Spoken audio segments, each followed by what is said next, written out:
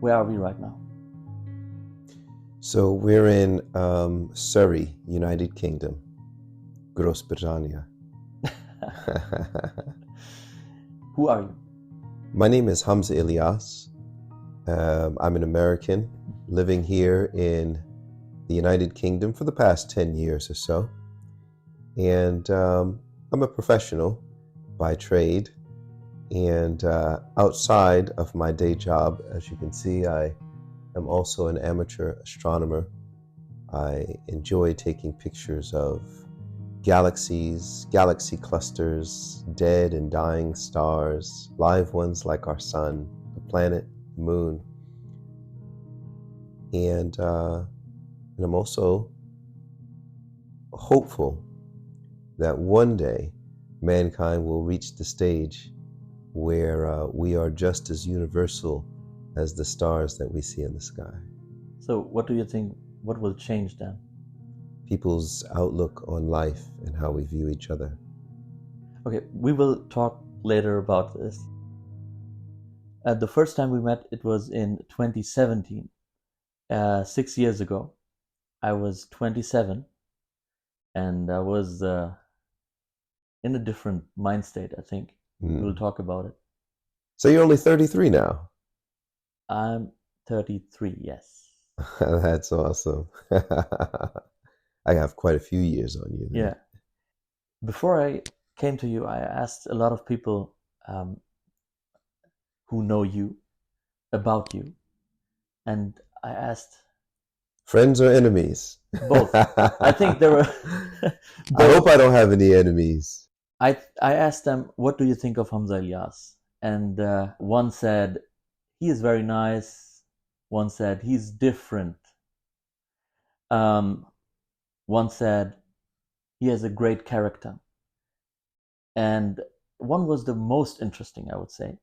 He said, he is pious and sincere, but he's a bit strange. Maybe because he's an American. Can you understand it? That's a great question.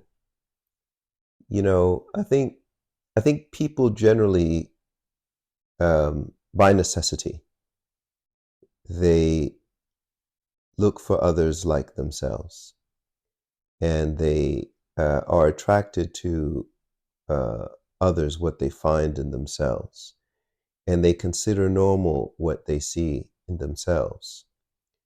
So just norm, you know, birds of a feather flock together, that old saying. So no, it doesn't surprise me. In fact, it's, you know, interesting to hear people's perceptions, though not necessary for me, because the weed only knows to be a weed, and similarly the rose only knows to be a rose, and neither of them ever ask each other, what's it like on the other side? Because tomorrow they'll go back to being weeds and roses. Yeah. Roses. The first time we met, I was complaining about stuff. Traditions and cultures and human failures. We were talking about it. And maybe you don't remember, after telling me that you see the same issues like me, you said to me, what do I care about the thorns at the side of the rose? And it touched me in that moment. And later in life, I would say I understood it fully. There was a time with the friends and some family members and people surrounding me, they were focused on the negative stuff and more than the positive. And they completely lost it. These were wise words. And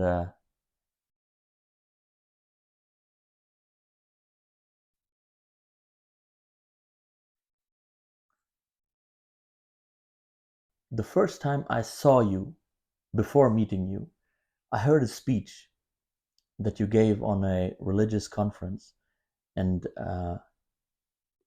for me it was like a glitch in the matrix. It was a different approach to life. It was these were different thought patterns, and it resonated with me. And it was like looking at the world like a child, but thinking as an old man. Do you understand what I mean? Yeah, I think I do. How do you understand that statement? Which statement? You know, one being both a child and an old man at the same time. It is like you look at the world by using eyes and ears of a stranger, letting events unfold and staying calm. You understand what I mean? I do. It's interesting you should say that. I think everybody has a story to tell. The world is full of stories, right? And everyone tries to unpackage those stories in their own way. So scientists like to look at the stories that they see in the world around them through the logic of science. And the artists try to unpackage those stories as they see fit through the eyes of creativity, right? And the writers try to capture these stories using the tapestry of pages and the paint in their pens, you know? So like within these stories though are universes that all have these common threads of logic and colors. And what I found growing up, see, I was certainly not rich, but having been around now and traveled a bit, I appreciate that I wasn't poor. But having said that, in my own story, you go through these ups and downs, these peaks and troughs of smiles and cries, right? And you internalize it in your own way, and you make sense of it all. And some people look at that and they see the same rose and they see the thorns. The thorns, its sting, and the emerging red blob of blood is what resonates with them, and it sticks with them until for some it begins to define them and they see the world through the color red. And they go on in some ways consciously or unconsciously reliving the pain all over again to an extent where that's what they expect from life and that's what they expect from other people. And so the cycle continues until consciously or unconsciously, that's what they put forth even from themselves. So that, as that old saying goes, a man can only spend what is in his purse, right?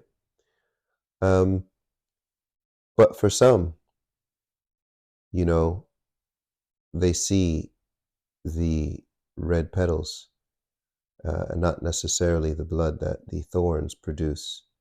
In fact, maybe they put in a little bit of effort where they can, if they can, to avoid the thorns in an effort to embrace the luster of the red petals and its fragrance. And that is what resonates with them until it becomes a cycle of always choosing the beauty of the fragrance. So my point is that life is very much like that. I think that life has an abundance of these beautiful things that are truly good, that are everlasting in one way or another. Equally, life has these not so great moments, and that are also lasting in their own way. And so a person has these two paths in front of them all of the time. So for me, I'm of the latter group, where I see the rose and its fragrance, and I see its beauty. And I want that beauty for myself.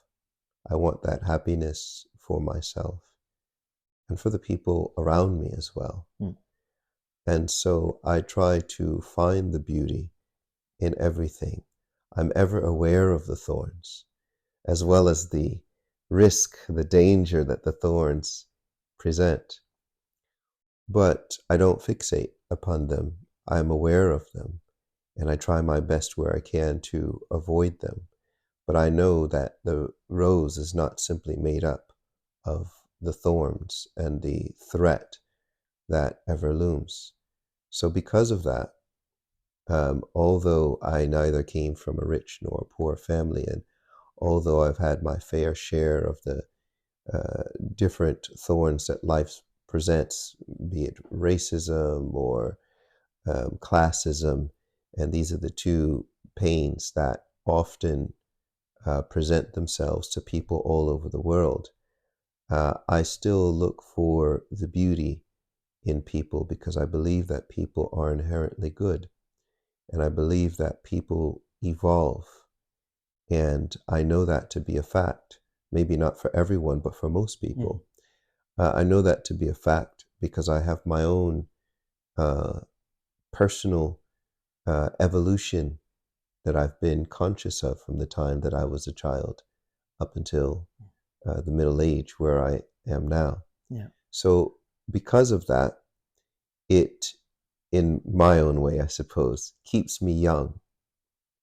Because when a person looks for the good in people and appreciates that people are constantly evolving and hopes that they're evolving towards good, then it not only strengthens your own resolve to do better and be better, but you also hope that others are doing the same thing. And as a result, the best, for the most part, is pulled out of you and you attract others like you. And so the cycle repeats itself. Sadly, the opposite is also true. If you expect the worst from people, then you're usually dwelling on the worst within yourself. And so you attract others like yourself, and the cycle similarly continues. But what this, the looking for the best of people, what it requires is a great deal of patience and reflection and patience. And those two go hand in hand because you're also human. And there is a natural human reaction to both the good and the bad. And oftentimes it requires you having to take a step back and to process a situation. And this fact in itself is where most people find the difficulty. And this is where they get bogged down with the thorns. And this is what causes people to then think ill of people and expect that. And I feel like this is what ages you in and of itself. You said that people evolve. And you talked about evolution. There are people that with the time they get wiser. And some people just get older. Why is that? I think that people generally are a culmination of the choices that they make. And so, water that moves eventually carries its impurities to the top, the froth. And then the froth is then lost at some point, and the pure water keeps moving, right? But although people naturally, because of the requisites of time, will physically get older, it doesn't necessarily mean that their consciousness, if a person believes in a soul, their awareness, it doesn't mean that that's moving, right? Evolution implies motion in one way or another. And so you have people reliving their second and third and fourth and fifth childhood, if we were to use that as an example, meaning that they are stuck in that cycle of their present, which is usually now past. And so this keeps them from evolving. Doesn't mean that their bodies won't get any older. Their bodies certainly will. But the lasting part of human beings, their consciousness, their minds, their souls, however you want to look at it, is not growing. You know, we see this phenomena even in the physical bodies, you know, whether someone calls it developmentally disabled. We see this as a phenomena where physically, due to some difficulty the body faces, this inability to continue to evolve and mature, right? We see it happening even in fruits. Similarly, this law that governs these, you know, material evolutions or developments also governs the development of a person's consciousness or mind or soul. And so there are some people who sometimes, in many cases, in fact, through consciously or unconsciously, through volition, through choice, make choices that inevitably cause them to face a lack of development. Mm-hmm. So what do you think, where does wisdom come from?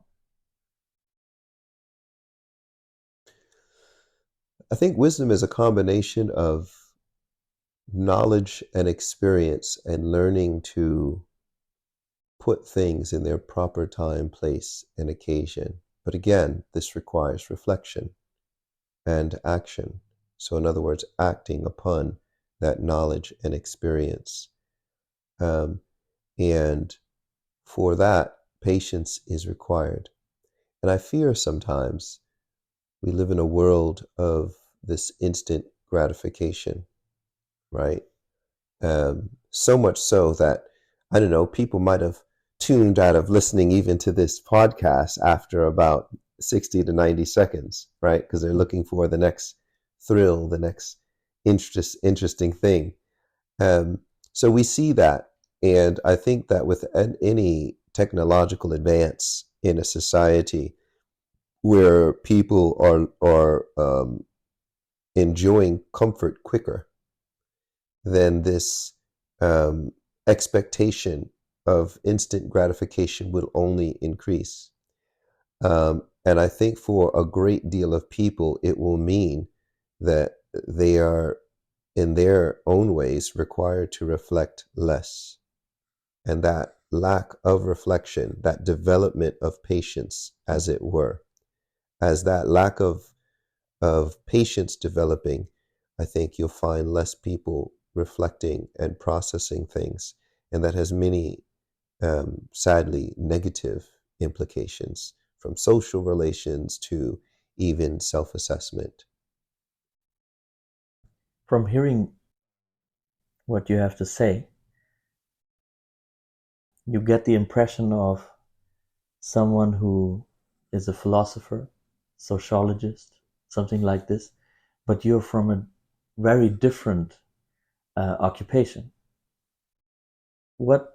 How did you get lost into trade? You know, no, I'm not a philosopher or a sociologist. I like cats. You know, this is just my own journey. I'm a product of my own journey and the choices I suppose I've made. You know, it's funny, earlier this morning I was thinking to myself, because I thought Tahir's definitely going to throw some curveball of a question at me. This is just how you do. And it's all good, you know what I mean? When I reflected upon my life, I realized that, yeah, I suppose I am strange, right? So, you know, my great-great-grandfather was a former slave, indentured servant. You know, my great-great-grandmother was, we say, Native American or indigenous, right? American Indian. And so here I am. I'm the progeny of ex-slaves, Indians. And obviously I'm a black guy, was also a Muslim, um, who is from New York but now living in the UK. Former banker, also astronomer, and working at a large law firm, a global law firm. And so, coming neither from abject poverty and certainly not wealth, it meant that I had an opportunity to grow up struggling at times, Cold showers are never any good, right? Washing up out of sinks and, but we never starved. And uh, I got kicked out when I was 18 years old, so lived with friends and family, um, but equally then was 25 and I was making a good living for myself working in banking.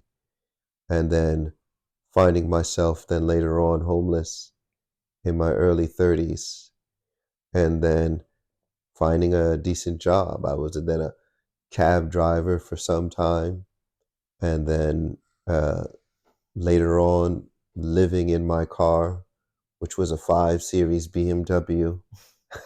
so, so, I mean, and then living here in the UK.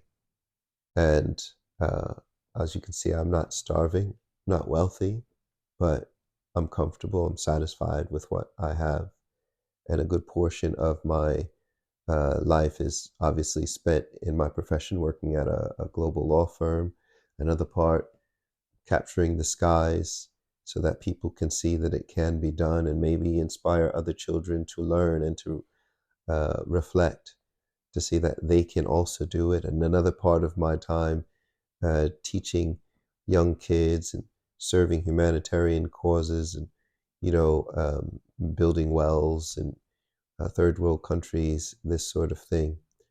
And what that has afforded me is an opportunity to realize that as far as my life is concerned, there is only roses because I have yet a day after another day after another day to not only continue to improve myself as a human being, because the internet is full of stories of awful human beings or people, or at least people who've made awful choices, right? So they say either you learn from the examples of others or you are the example for others to learn from, and that can either be good or bad. So what it meant, though, from homelessness to having a decent home and joblessness to having a good job, it meant that I was always in a position to look at others and see how others responded others under similar circumstances, and then be able to determine for myself, well, how did that work out for them? And I remember, as a matter of fact, back in my banking days, we used to hang out every night, brother. You know what I'm saying? Like when you're in your 20s, you go out every night. I wasn't a religious person by any stretch of imagination. And 25-year-old guy, and you're making a good deal of money, and you're going out to clubs and lounges and whatnot.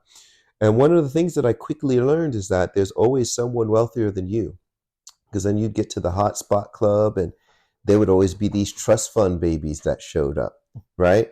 And I would get into these places fairly quick, but you'd have to wait for them to get in because they knew everybody. And I thought I knew everybody, but they knew everybody. You know what I'm saying? Right? And you thought you were, a good looking person and dressed nice, and you had the latest, dip threads and whatnot, and you was freshly dipped, and you saw somebody who was dressed better than you. And I remember one night in the back of a cab, like 5 o'clock in the morning, heading back up to the Bronx. And I was just thinking to myself, like, is this it? Right? You just sort of like go hang out, you drink, you do whatever, you chase girls or whatever the case may be. And like, is that it? Is that all life has to offer? You just make money, attract the opposite sex or not, whatever floats your boat. And then like you eat and sleep and drink and then you die. Like to me, that just seemed pathetic. Was this the decisive moment, or Evolution, dear brother. Okay. This was the beginning of the change as I look back on it now. This was the beginning of the change of my outlook. You see, as I mentioned before, as you say, you go through your childhood and then you get to an age of 18 or 19 years old where effectively your parents, have less say in what you can do, and they have less reach over what you can do. So you start to make choices of your own, though the influences are determined by whoever you surround yourself with, right? So you go for whatever you desire at that stage, right? And so usually in your early 20s, mid 20s, people just going with what their friends are doing. You go on what the average mainstream society says. Go out, have fun, get a girlfriend, boyfriend, whatever the case may be. And, social drinking, drugs, whatever the case may be, live your life. This is the normal societal norm, right? So you probably go and follow that. You go and do it, right? And people say, who cares what people think of you? It's your life. It's only about you, right? Do what makes you happy, right? But that's a pretty wide spectrum. What makes one guy happy may be awful for the rest of the world, and vice versa, right? So like, and how do you know what you want? You have no idea. Yeah. You're just testing things out. You go with it. The reality of it is that for most people at that age, it's all about what feels good. Yeah. So for me, I was in that state until the beginning of my evolution. And this is why earlier when we were talking about like the roses and the thorns, right? It was, these cycles that people get caught into. It was that moment when the thought emerged within me, like, wow, you chase babes, you go out, you make money, you drink, you smoke, you have a great time, go home, and you get up after sleeping and eating, and you do it all over again. Like, that's it? Like, honestly, that's it? Anyone who's ever suffered a hangover knows that it sucks. You know what I mean? And it's like, if the hangover is all that's waiting for me, right, just to get up the next day, get over the hangover, and do it all over again, if that's life up until I die, then what kind of life is that?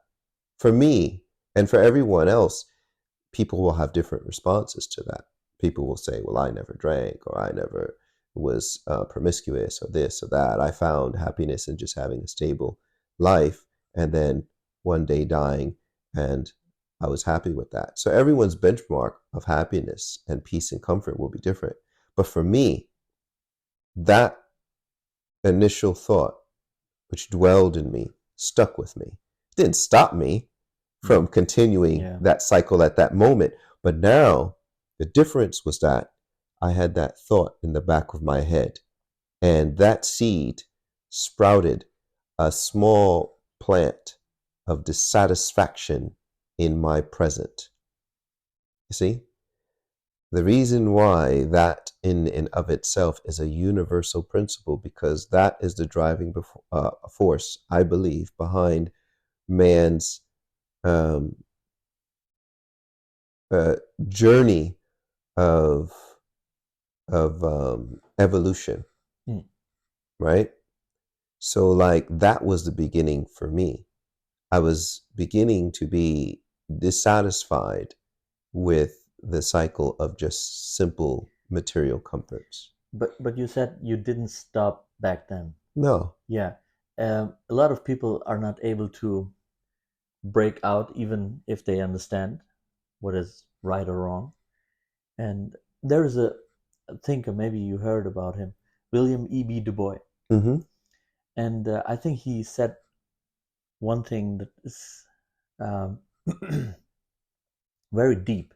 He said that the African American race is not able to recognize itself as long as it looks at itself through the eyes of the white man. You can transfer it to everything else, whether it's the eyes of friends, eyes of family, of society. And you have to understand at one point that you cannot please everyone, and you have to pick what you want in life, and you have to pick your persecution. There must be something that will upset other people, and you go your own way. When was this in your life?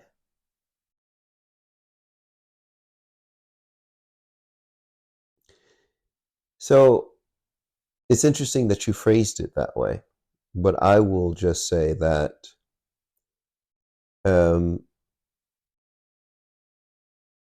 the only thing that comes close to it, though it wasn't a conscious decision for me, and if it was, I didn't actually care, right? That was when I became a Muslim. Because, the word evolution keeps coming back up, because I remember sitting in the car with one of my cousins, and by this point I had already been looking into Islam, and I just sort of fell into it. I went to go visit some clients one day, and we concluded our business, and I was like most Americans, most Westerners, I viewed Islam as this sort of like Middle Eastern religion. And so my clients were Arab, and I said to them, one thing I don't approve of is this, like, bombing what appears to me to be indiscriminately and affecting women and children. I mean, I think that's outrageous. But one of the things is quite impressive is how you guys seem relatively unequipped from a military standpoint. You take on these like big powers, right? And for me, because my father was a black nationalist, that was quite impressive to me, right? And so they said, well, no, Islam isn't about bombing women and children at all. This is what people do, and usually there's politics involved. It has nothing to do with what the faith promotes. This was after 9/11. This was after 9/11. Yeah. Right? So I said, okay, well, that's interesting. Well, where does all of this come from? He says, it comes from our book, the Quran. So I said, and this was revealed, they gave me the whole thing, it was revealed by God to the prophet. And so I said, oh, you mean this book is inspired, right? Like one person, this founder of this religion, felt inspired. He thought God would be pleased if he said this, that, or the third. And they said, no, it was dictated word for word by God. I said, come on, man, a book dictated by like the God, like the creator of the heavens and the earth. Like, it's a big claim now. Even the Christians don't say that, it's inspired, right? They said, no. It's absolutely dictated by God. I said, this should be the most famous book in the world if that were true. They said it is. I said, I never heard of it. They said, that's your problem. I said, that's a fair point, right? It could very well be that I just didn't know, right? Anyway, we became friends, and then I started, like, we would get together and we would have these debates, because I'm just a regular Westerner, and again, this seemed like a Middle Eastern religion to me. I'm just this black guy from Brooklyn, you dig it? So, little bit by little bit, I found it interesting, and they were cool guys. And one day they gave me this, a copy of this debate between this Muslim and this Christian scholar, and I remember taking it home and watching it. And I was actually shocked. I was shocked because I found that whenever the Muslim scholar challenged the Christian scholar on the various passages of the Bible that had been modified or removed or altered, the Christian just had no comeback. He just sort of smiled, and it was like an open secret. And so when I went to go look into it more, I found that that was true. Whereas the same sources admitted that the same Quran that the Muslims believed in was the same today as it was in its form when it was initially revealed over 1,400 years. So that was shocking to me. I was just like, I can't believe this. And for me, the reason why I was so shocked is because I grew up in a Baptist household. My grandmother was a Christian missionary for over 40 years. My father was also Baptist. My mom was Catholic. But they weren't devout at all, right? So my parents relied upon my grandmother as a Christian missionary to give us the religious upbringing. So like we were the church, me, my brother, and my sister, we were the choir, we were the congregation, we got drafted every Sunday, right? So when I became 18, I was happy to escape that, you know? So, but what it meant was, because we were given that background in the Bible and the scriptures, et cetera, I could go and do my own homework to see if this Muslim scholar was telling the truth. And I found that he was right. So this ignited a fire in me, though from an argumentative standpoint, not necessarily from, you know, an adherent of the faith. It was just like, well, if this is true, I'm going to go out and debate various people and see how this holds up.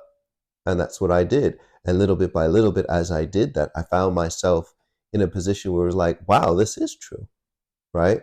But I wasn't practicing. I wasn't praying. And, you know, I still drank and all this other stuff. But it was like a good mental exercise.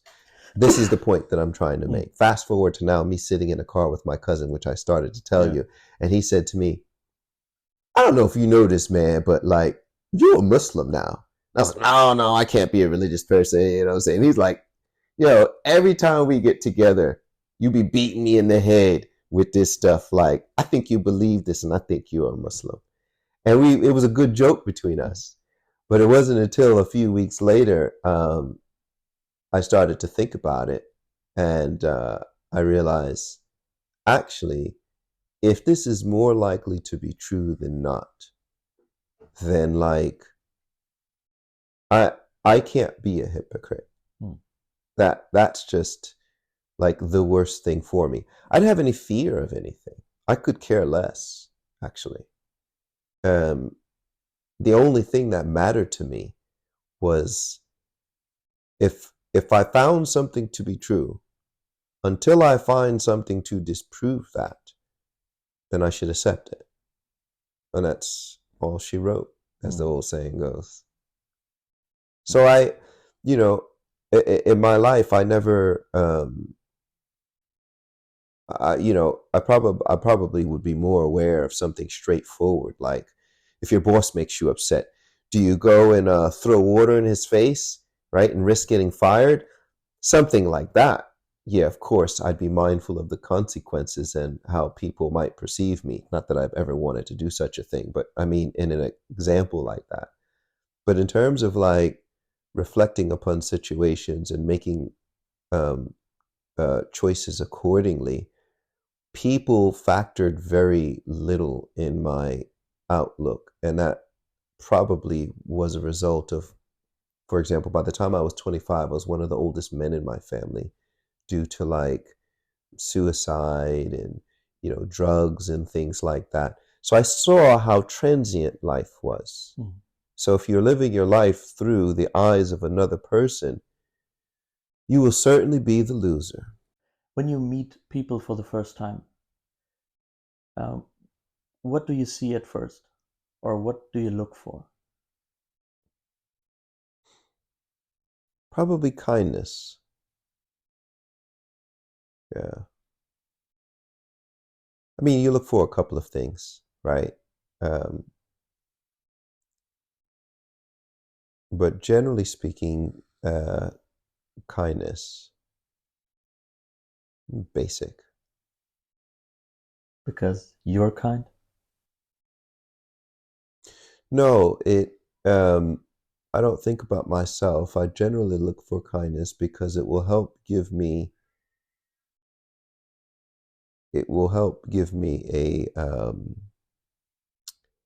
a sense of their character, of their personality types. So like, you know, when you first meet someone, you're trying to figure out, can I get along with this person for whatever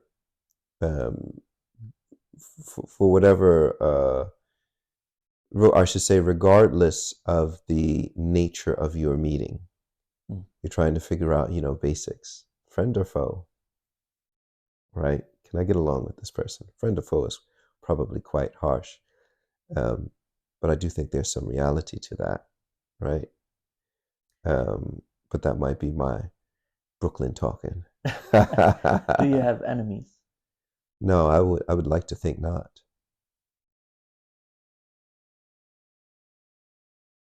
But you know, there's something interesting. I would like to, I'm almost sure, but this is a crazy world we live in, but I'm almost sure I don't have any personal enemies, because I'm not that serious. Like my life isn't like, I'm not into all that stuff. Um, but I'm also aware that this world is filled with all different kinds of people. I remember my father used to say to me as a child, he used to say, anything you read in that paper can happen to you. So I'm also Newspaper? in the newspaper. Okay. Sorry. So, you know what I'm saying? I was born in 1976, so do the math. It was all about the newspapers and whatnot back then. Yeah. Now it's all about internet and this, that, and the third, and I can dig it. But my father used to say, anything that can happen in a newspaper can happen to you. And so there's a whole range of things that opens itself up into. But let's just talk about social relations, for example, right? You've got, take your pick. There's people who go to get an Uber and get kidnapped and worse happen to them. You got crazy people walking, like terrorist types, stabbing random people jumping the curb, hitting people with their car. You got mass shootings in America. And that's not even counting the fact that, like, in Brooklyn, the Bronx, anywhere in New York where I've lived, you could get mugged and this and that, right? So being that I grew up, spent the first nearly 40 years of my life in this environment, the cops could even run up on you, and they often do. And who knows how that will turn out? You got to have your wits about you. So, maybe that's a little bit of my American PTSD talking. But I would like to think that given global events, right, this can happen to anything. Anything can happen to anyone. So yes, when I do meet a person, I do try to figure out where they're coming from, And so one of the first hopeful indicators, but certainly not the final indicator, is this person kind, right? Now, not everybody who shows kindness is going to be a nice person, right? But it's a start. The metaphor Malcolm X used to judge conservatives and liberals. He said, there are foxes and there are wolves. Yeah. Yes. Yeah. In the beginning, we talked about other people, what they have to say about you. What about you? What do you think of yourself? I don't think much of myself. I feel like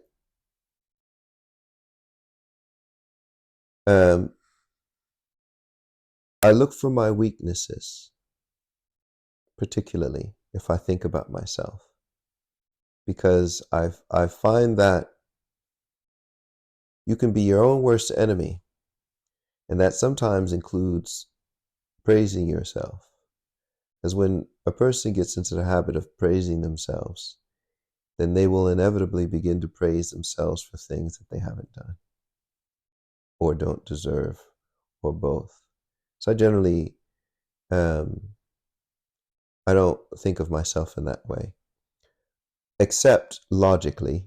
If you do something that works, then you do X because it works. So yeah, I remember I did a good job with doing X, for example, with editing my astrophotography pictures. So from a technical standpoint, but from a personal standpoint, personality standpoint, I acknowledge if I have any strengths, but I'm more focused on my weaknesses, because I feel like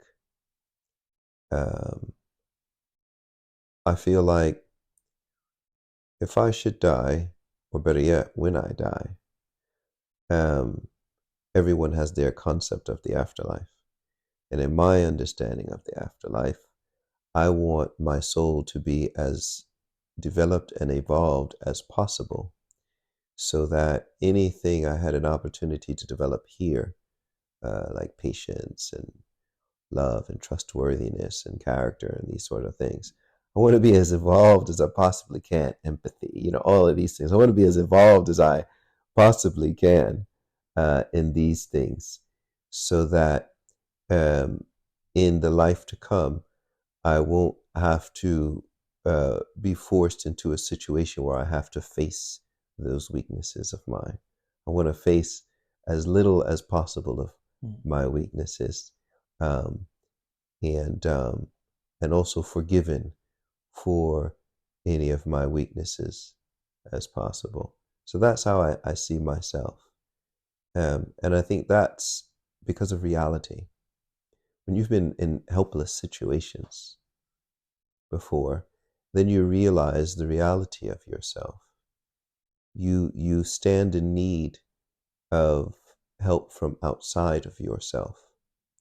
Now, this shouldn't be construed as thinking that a person is categorically worthless, such that a person begins to give up hope or effort or trying to develop themselves. No, not like that. You acknowledge what your strengths may be. And this is how I see myself. But I've just, like I said, I've been homeless before. It's just kind of like, oh, snap, I ain't got no place to go tonight. You know what I'm saying? Ducking my landlord, So I've been in those situations before. I've made mistakes where people got hurt. And you see that person's hurt and you think to yourself, wow, what if the shoe was on the other foot and that person hurt me that way? People you love or care for. So I've been in enough of these scenarios so that I realize that trying to spend too much time on any of my strengths is a dead end and most likely a psychological and a spiritual trap. As a homeless guy, did you hate yourself? No. Why? Why not? Why? I mean, so I suppose you might be thinking like, could I have done this or that, or right, fall into despair? No. I mean, I accepted it as my current reality, and so my efforts need to be focused towards getting myself out of that situation. How long was this phase? So it's happened twice. So the first time was, so I was married before, and so that marriage broke down because my wife wasn't a big fan of me becoming a Muslim. And so her ultimatum was whether you choose me or you choose this faith. And so I believe that Islam was the solution for my future, right? My positive future. So I chose Islam. And I didn't blame myself for that. You have regret. You have thoughts that cross your mind. You say, I wish this other person would just be patient with me, because they're making this ultimatum. They're making this ultimatum based off of limited knowledge, right? They don't know enough about it, or anything for that matter, but they don't know enough about it. Plus, and I'm saying this because I used to have these conversations like, look, I was a different person. I already described it, going out and having, this, that, and now all of a sudden I didn't want to do those things, right? And the other person wanted to do those things. So I was like, listen, you can be whatever you want to be, right? Like, don't let my personal decision, like, I don't want to drink anymore, I don't want to go out to club, don't let that be a determining factor as to whether or not we're together, right? Give this time, so that the whole thing is we love each other, we can appreciate each other, whatever. But everybody's in different places at different times, but I mean, that just couldn't be. So obviously I wasn't going to, because the atmosphere became really sort of chaotic, and it was just pointless. So I'm not going to be like, all right, well, you don't want to be with me? Since I've been paying the rent, you can bounce, right? So I'm not that guy. So it's just like, I'll get my stuff and I'll go. And I called a friend of mine and put my stuff in storage. And I never forgot, we went to a diner the next morning. It was like 5 a.m. watching the sunrise. And I'm like, yo, thanks, man. Helping me out, zip. He's like, oh, okay, so where are you going to stay at? And I was just like, oh, yeah. So, I mean,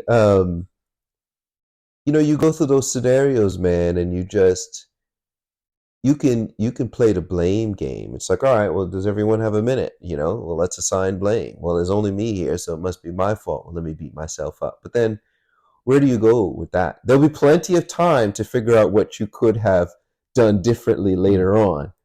And I'm that type of person. I'm not into the despair thing, because I think that energy is better used on rectifying a situation rather than falling into despair. Plus, I saw how it affected my father. Uh-huh. My father had difficulty accepting things in his life, whatever those things were. We'll never know, because like when I was living in the Bronx, at one point we get a phone call. I was 22 years old, and it's like, Dad has died. It's like, I'm thinking, what, did he shoot somebody? And it's like, no, he shot himself. That was just shocking. And so like, how many years later, not a day goes by where I think to myself, like, it would be so awesome to tell my dad, like, yo, I'm living in London now. Like, I'm no longer in America, living in London, and like, this is what I do now, and I'm into this and I'm into that. And I would be able to share so much, right? But like, he'll never know from one perspective. But from my perspective, I'll never have the joy of sharing it with him. Look what I've done now. Like, your son, we were just, this lower middle class Black family living in, New York, somewhere in the outskirts. And like, no one ever drove a foreign car, and no one ever moved. No one in my family ever moved out of the US, right? So it's just like, this is all new. And I would imagine for a dad, that would be interesting. One of your children moving out of country, like that doesn't happen in my family. So it's like, I'll never have that opportunity of sharing that with him, right? And I don't know what he was going through, but whatever it was, it had him just psychologically locked in until he reached a point where it's just that point of despair, where it's just like his view of not existing was better than whatever he was going through. And what I would have given to be able to at least have an opportunity to show him, well, what if there are other ways? So anyway, my bottom line is that I saw that didn't work. I've got younger brothers and a sister who all would love the opportunity to share with my dad what they're doing now, and at least have that, voice of an elder to be able to help them and guide them and coach them along the way. And they'll never have that. My youngest brother was 10 years old when my father passed, right? So like, all of us are at least over 30 now, and none of us will ever have that. So did you ever had suicidal thoughts in your life? No. I'm one of those, any place is better than here guys. In other words, like, there's whatever situation you're in, and there's a way to get out of it. So let's get out of it. And if it doesn't happen immediately, it just takes a little work, a little bit more thought, or a little bit more something. But once you're dead, you're out of the game completely. There is no chance of doing things differently or better.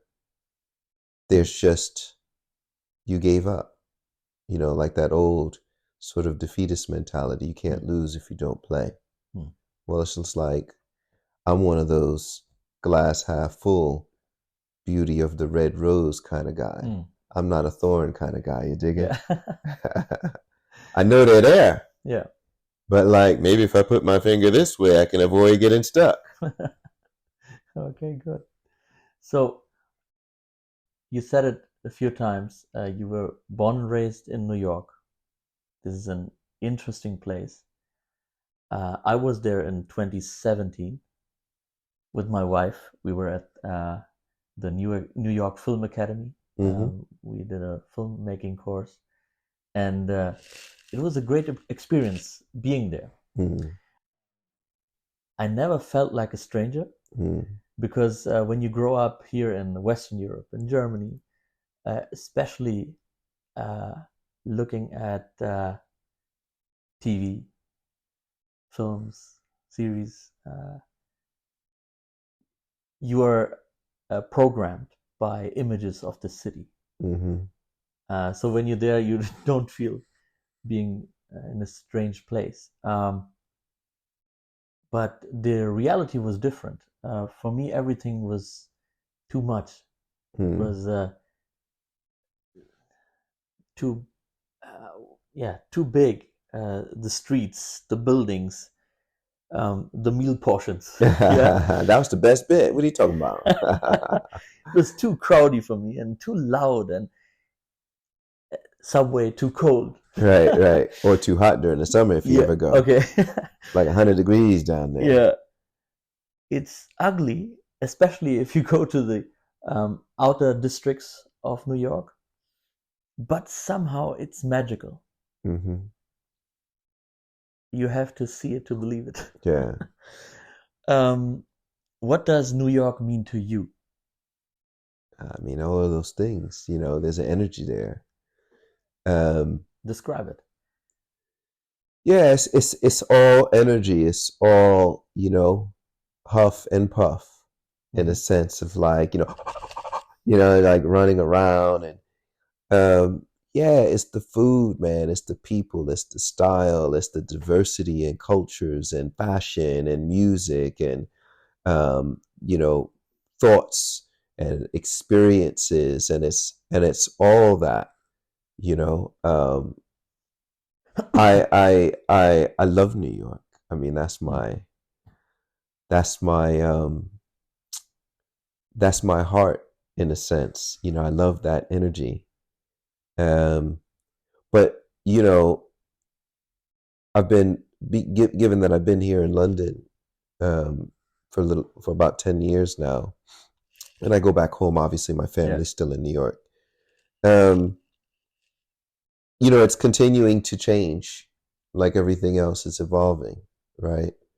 And evolution is not necessarily for the better. At times, people devolve, right? And it has that feeling.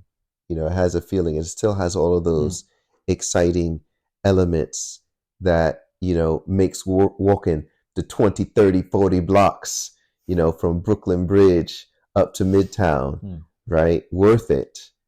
But then there's also other like practical, not so great elements of that development. And that's like how expensive it's getting to live there, like basic things. I remember when I was there in May this year, and it was just like everything seemed just like absurdly overpriced, like without reason or rhyme. It's just like, dag, like $5 for toothpaste? Why? And the other thing is, I found that it appears that they've legalized marijuana smoking. So as a result, everywhere you went, you just had like the weed smoke in the air, which was weird because, like, obviously before I was a Muslim, you could go there and maybe down some random side streets there might be, somebody smoking that, but they're out of the way, out of sight, And so during the day, families and children and nannies pushing strollers, right? It was just that during the day, they were still family friendly. There was still a family friendly environment. Now at night, it might be something completely, it definitely is something completely different, right? But I found this time when I went, I found that the city was grungier than before, and the smoke was pervasive, and it was just kind of like, well, what about the kids, like walking around, going to and from school and playgrounds? Like, is it just they have to get used to this, right? Because we know it's a gateway drug as well, So, I mean, I was a bit disappointed because it's like, whose idea was this? Like, the negatives far outweigh what someone could view as positives. So between that and how expensive it got, and the social situation in terms of crime seemed to be a bit more than what I was used to. But on that last point, I'm not really sure, because when you're there, it's part of your norm, you know, and when you leave to go live in a country that has a different quality of life and then return, then a lot of things will seem excessive or even foreign to you. And so there could be an element of that. Yeah. But the weed smoke and the pricing thing, that was an obvious change for the worse, I think. Yeah. Those things aside, I love New York. You know, I've lived in every borough there, and some of my fondest memories are from my time. That's my homeland. Yeah. That's my town. When we were there, we stayed in Brooklyn. Right. Downtown, I'm sure, right? Crown Heights. Oh, Crown Heights. So you were deep in Brooklyn then. Yes. Okay, good. And we stayed at the house of a black family. And did y'all get grits in the morning? grits? All right, no, that you would remember that. Okay. No. It's like a breakfast. But go Okay, ahead. no. I just remember fruit punch. All right. Blah. Oh, it sounded like I bet it was Kool-Aid. What is this? No, this is just flavor, sugar, and water. That's Kool-Aid. So let me hip you to Kool-Aid. Kool-Aid literally is like every black family grew up on this, at least in New York. It's like, you know, it's a typical thing. So literally just get however much water you get, and get these like flavored sugar packets, and you dump it in there and you stir it in. I mean, like, you haven't lived in New York till you had Kool-Aid, man. What was it? Was it grape or was it red? It was grape. It was grape, yeah. So what I remember is that the people living in Crown Heights, they were fighting with the Jews. All right. During that time? Yeah. Yeah. Because they were trying to expel the blacks from those areas. Yeah. And they tried to buy the houses of those families. And the blacks were strong, and they rejected literally suitcases full of money. But it's another topic. Yeah. But talking about money, you worked where the money is, in Manhattan, right? Is it right? Yeah, I was a banker. Yeah. How was this experience? It was good. I mean, it was a profession like anything else. You know, you go there, you do your job. I think the best part about my job was that I had an opportunity to work with varying levels of business owners. And of course, you learned a lot from a technical standpoint, dealing with high net worth clients or more established business owners. You learn a lot there. But equally, it gives you an opportunity to help out people who are just starting their businesses. And that's the bit that I enjoyed the most. I enjoyed people coming to me saying, I'm looking to start this, that, and the third. And I would help guide them through the initial steps of getting their ideas off the ground and into an actual business recognized by the city. And that was my fondest memory. That's the part that I enjoyed the most. What about the money part? You know, once you start to see numbers, then it just becomes numbers. I mean, like, the only real difference is 0 and 1. Have and have nots. You dig it? You know, because what I'm just saying is that, like, you inevitably begin to meet people who have very little of it. And you have opportunities to extend kindnesses to people. I remember one time, as a matter of fact, there was one of my clients, an Italian American, and he was in the import export business, and he would import mozzarella and olive oil from Italy. And during that time, there was a financial crisis, and he was having difficulty getting paid from his clients, right? which means that he was unable to pay like his basic expenses. So his mortgage or his car payments, he had to go and, pay his other clients. And from time to time, I'd get a report. It's called an overdraft report. So you get this long report, and it'll show you who the offenders are. And so this report comes to you for a decision who's overdraft. So say if you have $500 in your account, and a person's direct deposit, a person's direct debits, right? So like your mortgage comes automatically out of your checking or current account, however you call it, right? And so if your mortgage payment becomes due in your account, and your mortgage is $1,000, and you've only got $500 in your account, well, the bank will reject it, right? And your mortgage won't get paid. Yeah. So this is called overdraft.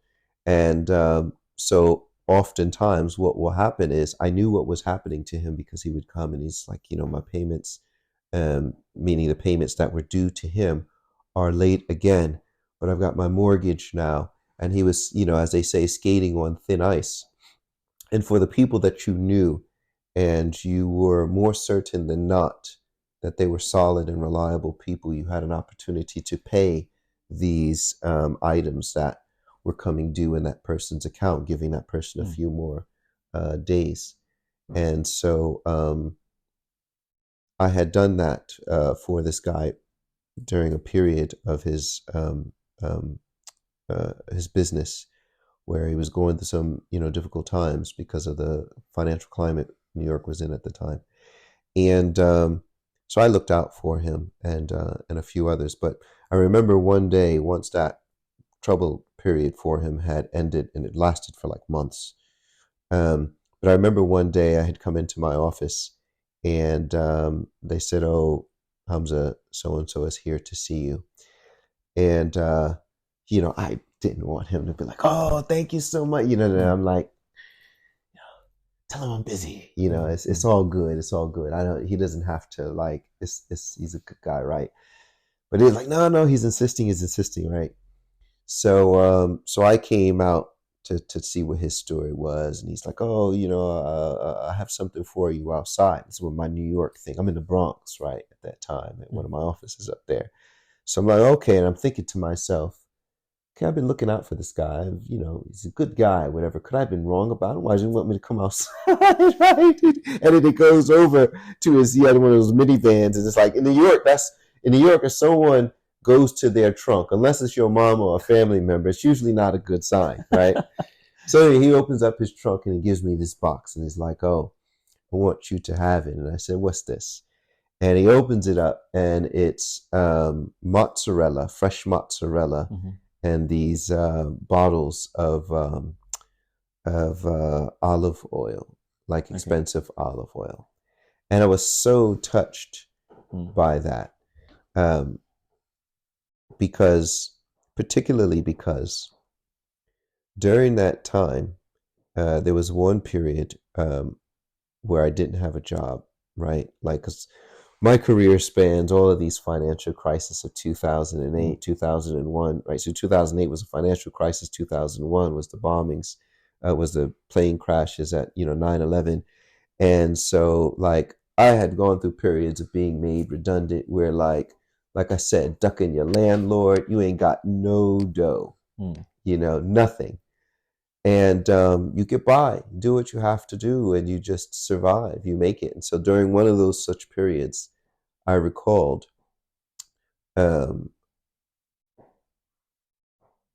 finding this bottle of olive oil. It was one of the last remaining bits in my kitchen. And I used to go out, a friend of mine used to throw me $20, "You good? You all right? Here, take this whole list," right? And I would go and I would get these mini croissants, right? See, 99 cents, right? You get like 30 of these mini croissants in this bag. And that's what I used to eat all the time. Yeah. And so I would get this, I found a little bit of olive oil in my cabinet, because after a while, you start to learn how to cook with nothing. And then after a while, when you ain't got nothing, then you try to figure out a way to use whatever you have that remains in that, right? So I always had this a little bit of olive oil. And I remember I used to pour a little bit in a plate and take the mini croissants that I used to get for 99¢. And that used to be my, breakfast, lunch, or dinner, And anyway, that was fresh in my mind when he's like,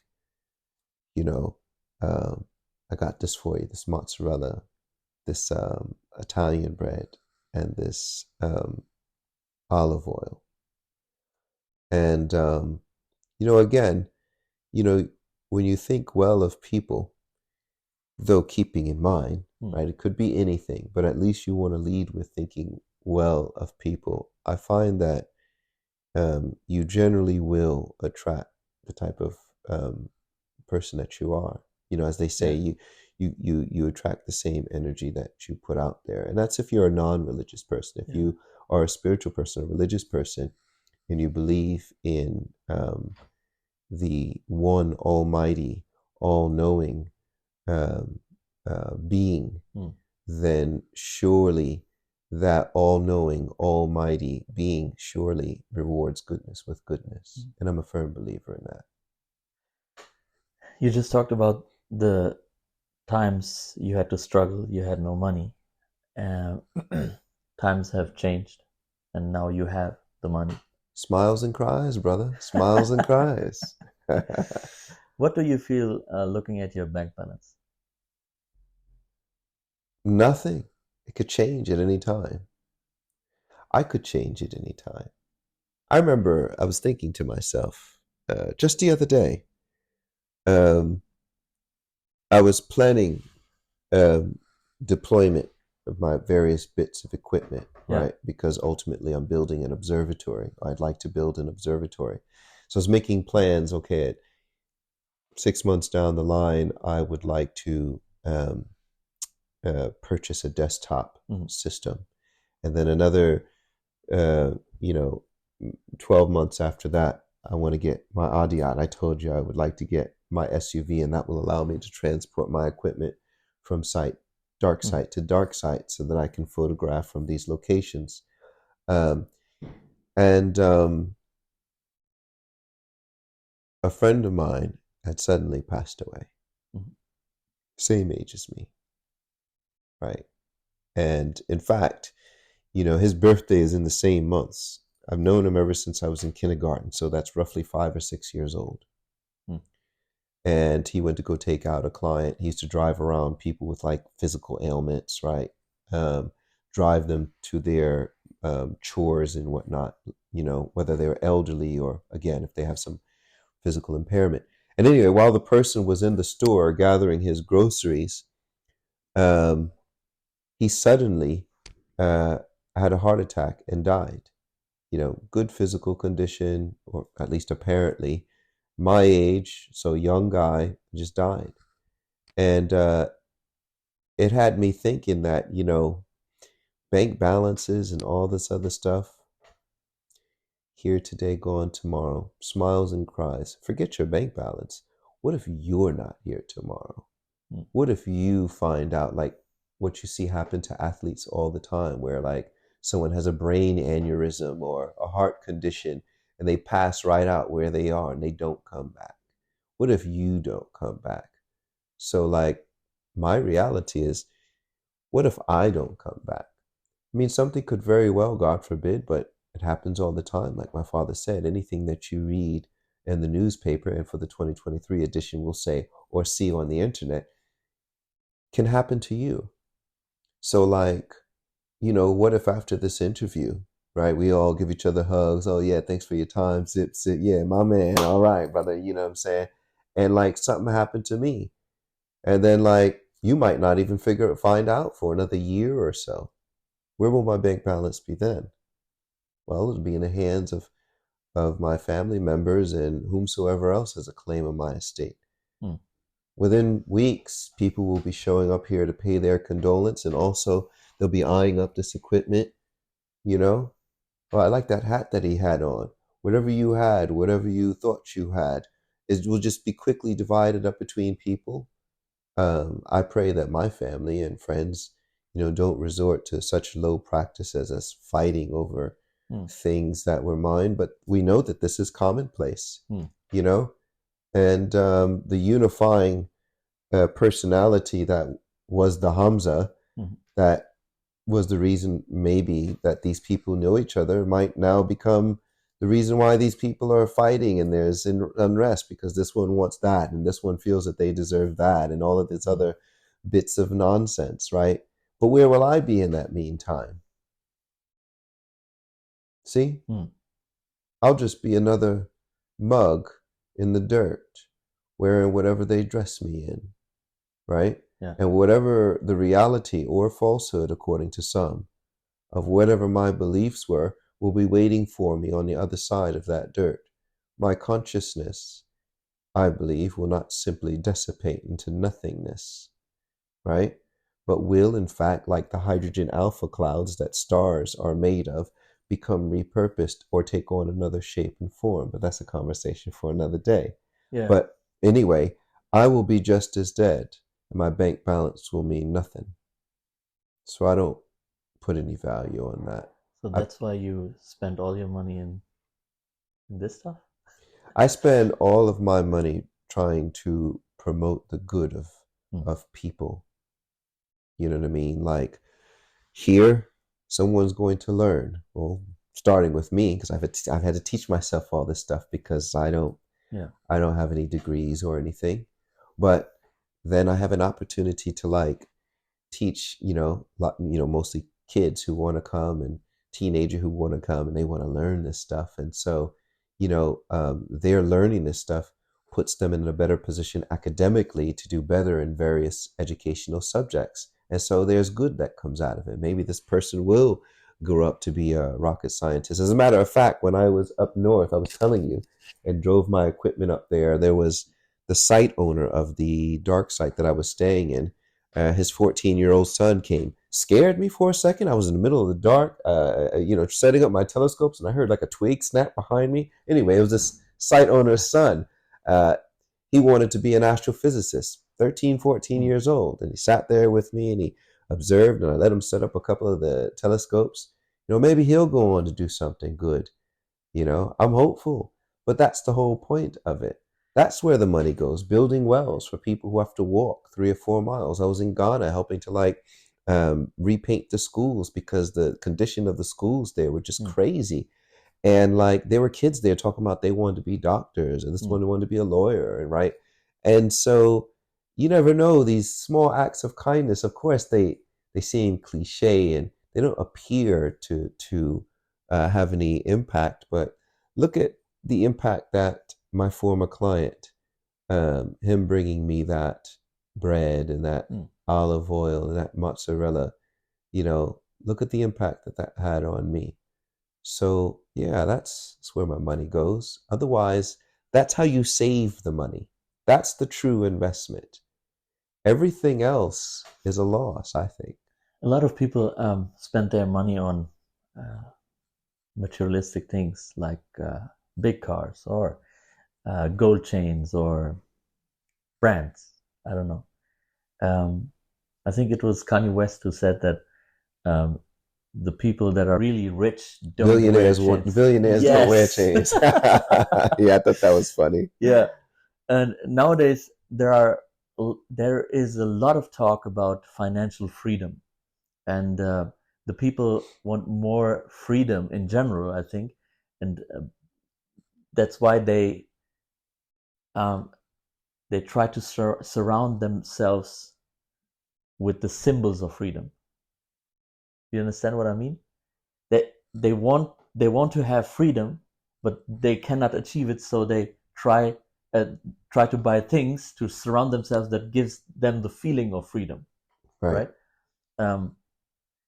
And my question is, was there a time you were into those things, and what changed you? Well, as the old saying goes, a brother don't mind a little drip. You know what I'm saying?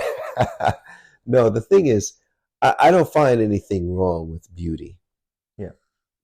For a person to wear nice clothes or to have a nice car or a nice house. So far be it from me to condemn someone for that. And I don't think there's anything wrong with that, quite honestly. I think we talked about wisdom earlier, putting things in their proper time, place, and occasion. Mhm. I think that wisdom dictates that there be a balance, however. So for people who are living beyond their means and placing themselves in unnecessary debt, where they simply can't afford those things, then I think that is unwise. So if a person is running around, to buy a Bugatti or some obscene car, right, and still lives with someone else and is a burden on someone else, and there's the key, is a burden on that person, right? Then that may be an unwise choice, buying such an exorbitant car and this sort of thing. So, I mean, everybody's situation, I think, will differ, but I think the golden rule is that people shouldn't live beyond their means, because what's the wisdom in it? Now, it's obviously someone who places value on either their own appearance or how they think they are perceived by others. And this is the driving force behind why they want to appear, as you say, free, or they want to appear wealthy or affluent or whatever the case may be, whereas their personal financial situation may not actually match that, right? I think it's one of those scenarios that we talked about before, where people should reflect. And But when you say it, you have to remain within your means, then what is materialism? What is this? excess.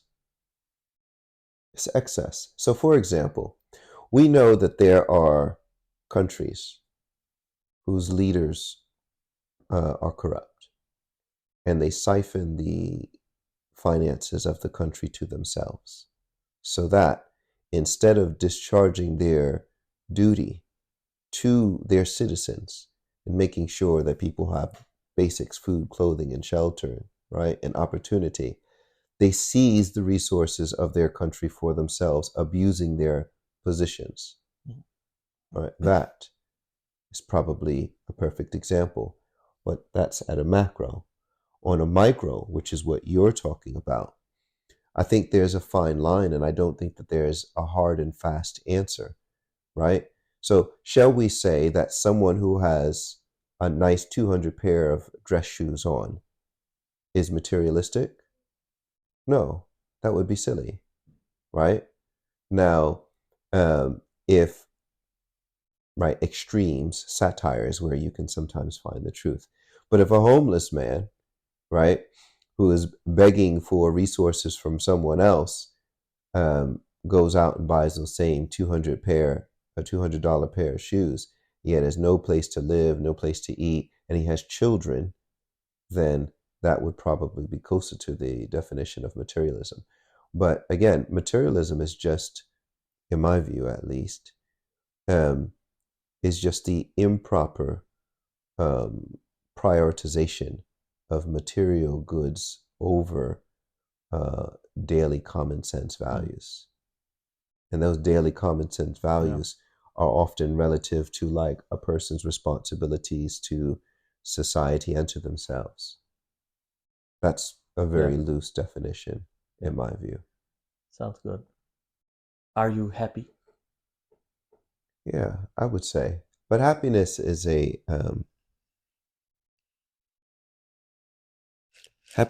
transient feeling, similar to, in principle at least, similar to anger, right?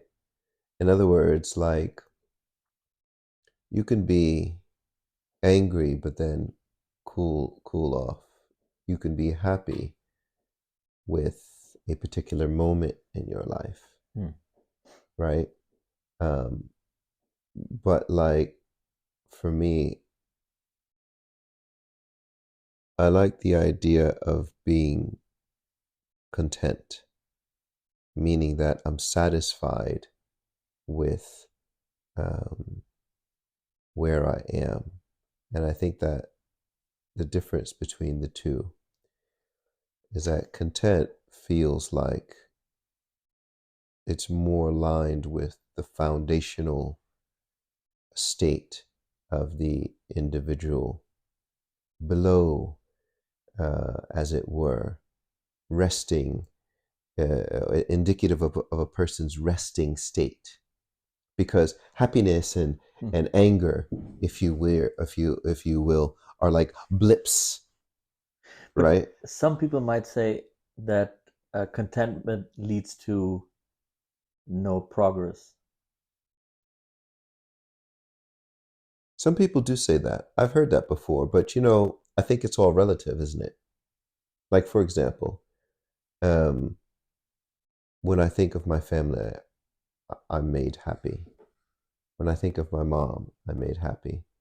If you think of my job, I'm happy with that. I'm happy seeing you come here, right?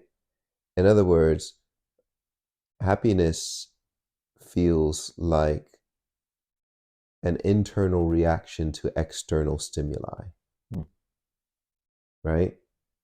Whereas you can meet a suicidal person who might be happy to see you. Is their happiness in seeing you a reflection of their fundamental resting state? Or is it because Tahir always makes me laugh, we have great intelligent conversation, right? So but Tahir himself is transient. He's going to have to leave to go home.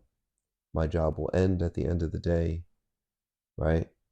So a car can be sold, but how do you feel about your inner state? Are you happy with that?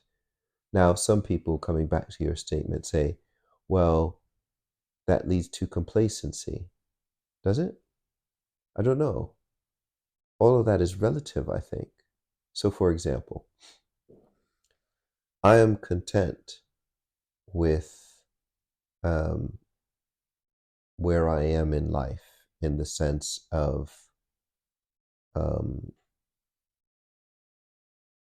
I feel like I'm happy with where I am spiritually or psychologically. I'm content with that, right? But it almost refers to a sort of benchmark that doesn't necessarily exclude the possibility of me improving certain elements of my life. And I think that is the difference. Saying that you are content is very different from saying that you are complacent, right? It just means that instead of living in a war-torn country, fearing for my life every 5 seconds, my sanity slipping before me, it just means that I'm happy with where I am psychologically and spiritually, but with the caveat that I still would like to improve certain elements of my state. So in other words, is the water stable or is it boiling? Content would be like the water is stable and serene, whereas boiling, well, anything could happen. Do you wish that sometimes you had more struggles in your life so that you can develop yourself? It's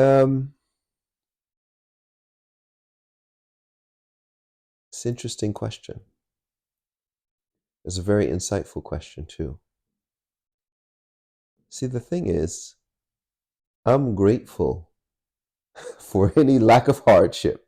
All right? Though the reality of it is that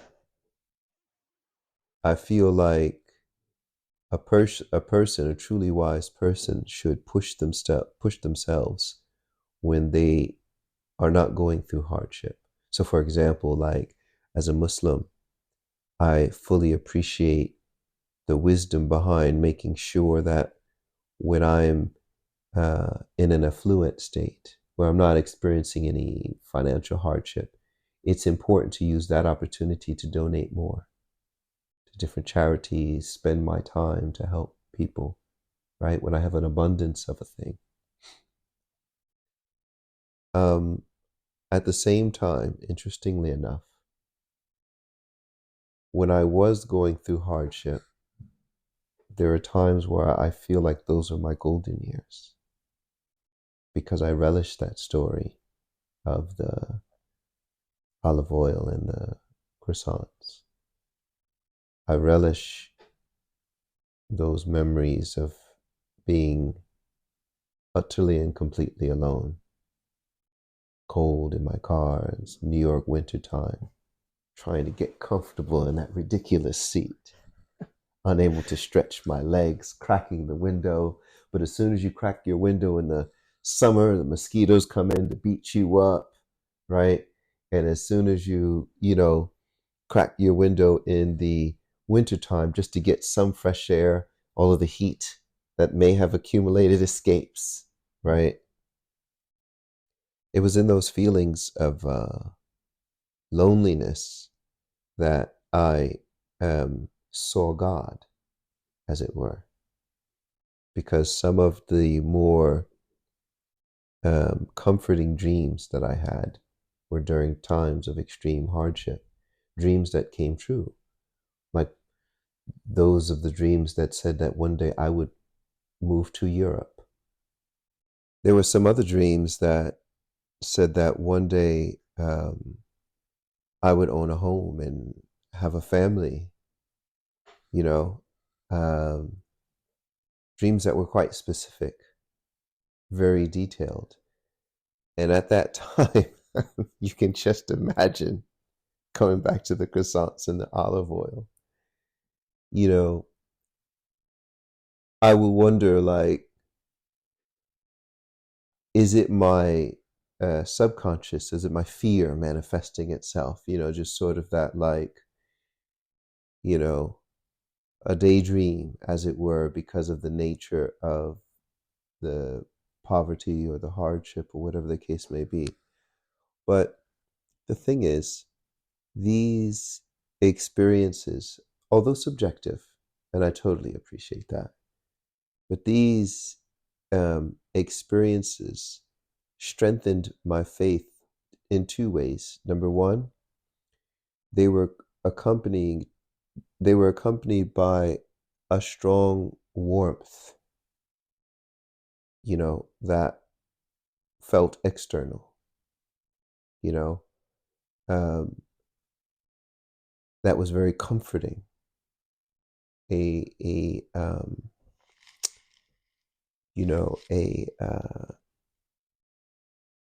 an empathetic, if you will, warmth, comforting warmth, as if to say, like, this is just temporary. This is what will ultimately happen to you. And for those who have experiences with these things, because it's not just me, I'm not special, I'm not, anything more than just one of the many people in general, and one of the many Muslims in particular, Ahmadi Muslims, who have seen this and happened, have it happen to them. It's faith inspiring on the one hand, because you know that you're not suffering in vain, and two, it helps to strengthen your faith in a being who sees all things and has power over all things and knows all things, such that this is a temporary experience that I am going through. But as I have seen before, whenever these particular experiences in the form of dreams and so forth happen to me, I know that they have come true. And it gives you the strength, the courage to summon that resilience. And when things do get tough, you rely solely upon this supreme, loving, all-knowing personality and power. And so it's one of these things for some people. I read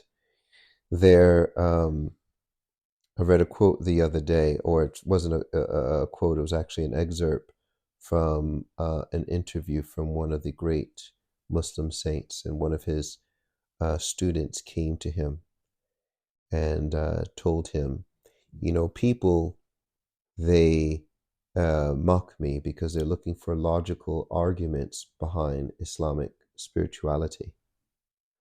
And what do we say to that? And he said to them, well, tell them, ask him if he's ever, ask him what honey tastes like, right?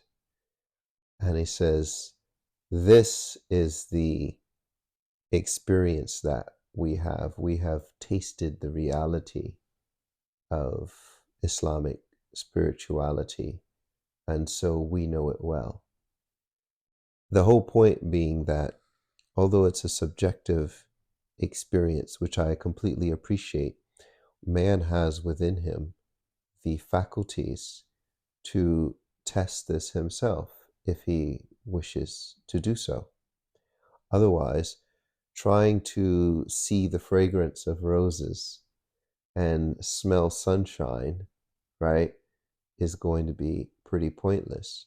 But in my own experience, when it comes to that golden period, the period where I had it, I went through a great deal of difficulty. There was never, coming back to your earlier question, there was never any point of despair. It was difficult, like all things are, but it was also satisfying because it was at that time that I didn't have the distraction of comfort, the distraction of, coming back to your earlier point about materialism, the facade of everything being well, despite having no money in the bank and life is crumbling around you. But if you've got that Bugatti Veyron, right, everything is all right. No, there's no facade about going through hardship, which is one of the beauties of hardship, because it gave me an opportunity to be completely and solely focused on the reality, and that's the reality of what we refer to as God. And so without the material comfort, without the money in the bank, without all of the friends, if you are still content, if you are still stable, like that cool running water, right? This is true happiness, not the fluctuation, not the dopamine hits of likes, or of, having plenty of cars and houses and fine clothes and people and all of these distractions around you. Those things are good. I don't knock them, and I don't knock anybody who has means. It's like, these are the fruit of your efforts, right? But when they become someone's be all end all, or sometimes even in their simple existence, if a person is distracted by them and confuses them, the possession of those things, as happiness, right? That's where things can get really tricky. So for me, I don't let those things distract me. I try to stay focused and try to utilize times of affluence, so that I always remember what it was like to have that hardship. But at the same time, there's a part of me that misses the clarity with which I saw things, and the spiritual experiences that I had whilst I underwent hardship.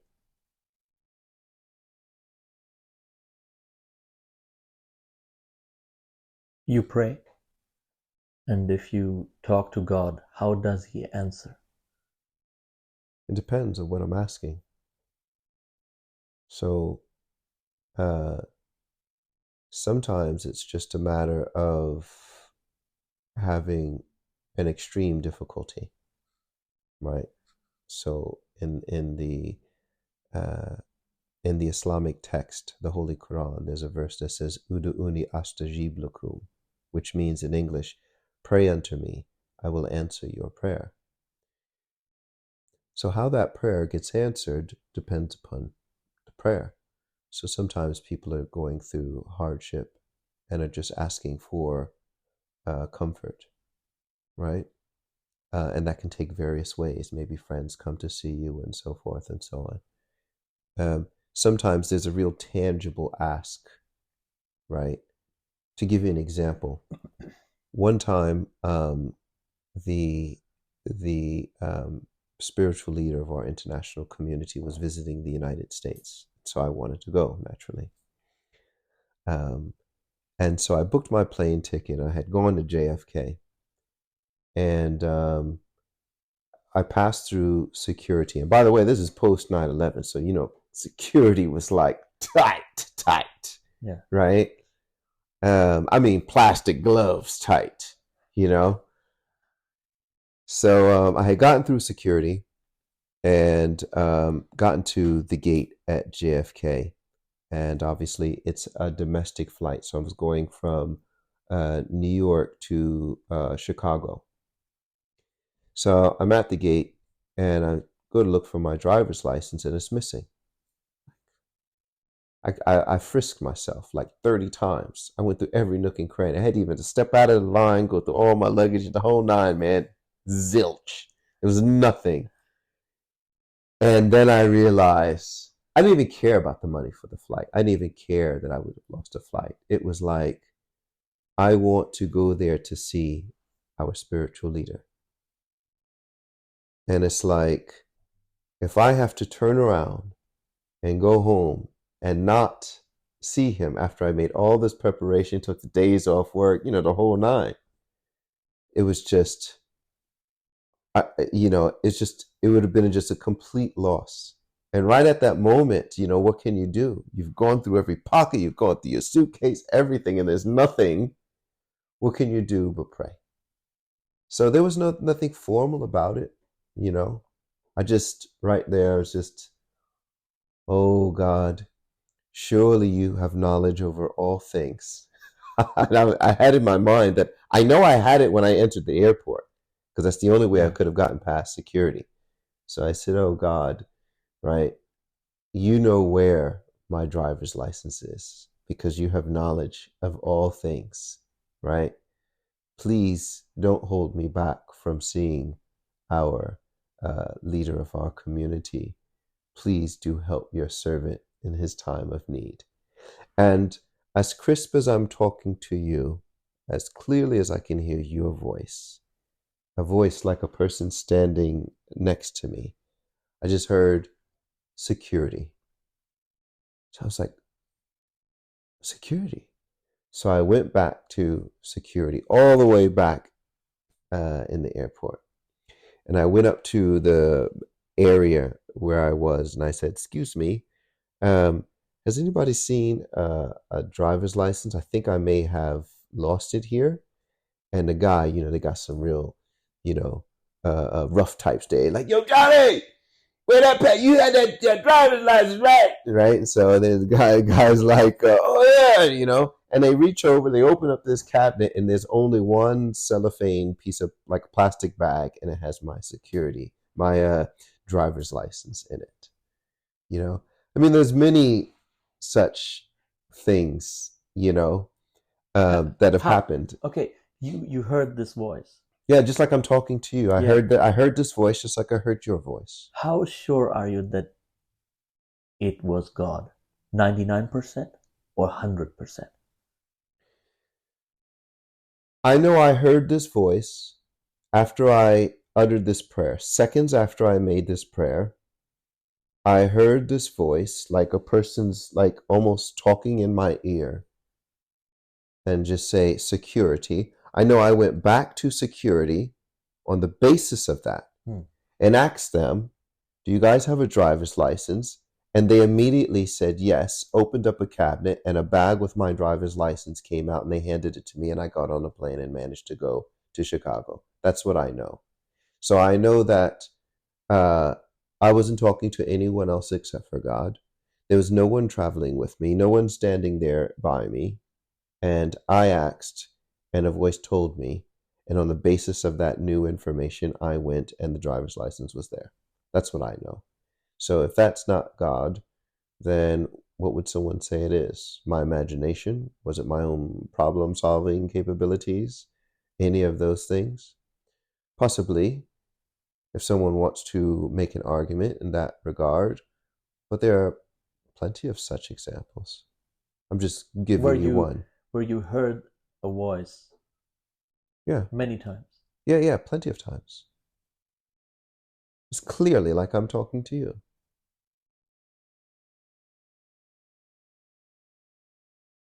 So tell me, what is God? I don't know, it depends who you ask. If you ask me, God is the perfection of all such perfect attributes, qualities. So like, attributes are on a spectrum, right? So someone's a liar at one extreme and someone's the most truthful at the other extreme. Someone is extremely decrepit or weak at one extreme, and at the other extreme, someone is almighty, right? On one extreme, someone is stingy or miserly, and at the other extreme, someone is the most generous, right? So God is at the perfection at one end of all the attributes that we know. And so this is what God is to me. It's not something that can be defined because this entity must be beyond time. This entity must not be subject to decay or being hurt in some way or ignorance. So for me, God is that entity, that perfect all-knowing entity that is nothing like anything created, because they must stand outside creation, that is also acutely aware of human beings and their relationship with him. When when my first daughter was born, it was a very deep spiritual experience for me. The creation of life, and two people go into the hospital and come back as three. And I thought that if this is a movie that God is showing us, what does he want to show us? What do you think? What, the fact that you having a child? No, everything. If this is a movie, what does he want to show us? You know, the one thing that's extraordinary about human beings for me, which I think would be the highlight of that movie, is that human beings are in a unique position where they not only have intelligence, but they also have volition. They can choose to be one thing or another. They can choose to be stingy, right, or generous. But the ultimate sacrifice would be, you see, if I say that I'm good looking, it's subjective. Yeah. Somebody else may say, he's too dark, he's too light, he's too skinny, he's too short, he's too tall, he's too anything, right? If I say I'm the most intelligent or the most strong, right? In some way or another, someone will always come along and be more intelligent or more strong than I am, right? If I've got the best sight in the world, there will always be someone who can see better, or maybe even use telescopes, for example, right? But if if in fact it was true that I was indeed the most intelligent, that I had knowledge, perfect knowledge of all things, that there would be nothing that could stop me from doing what I wanted to do, creation or destruction, right? Then what would be the biggest sacrifice that a creation could offer? So what do I mean by that? So let's take Michael Jordan, the basketball player, right? The biggest compliment to him would be somebody like a LeBron or a Kobe, and we know that these debates go on forever, right? But somebody like that becoming very good, some may even say greater, and say, no, actually, I got this by following every single step that Michael Jordan made.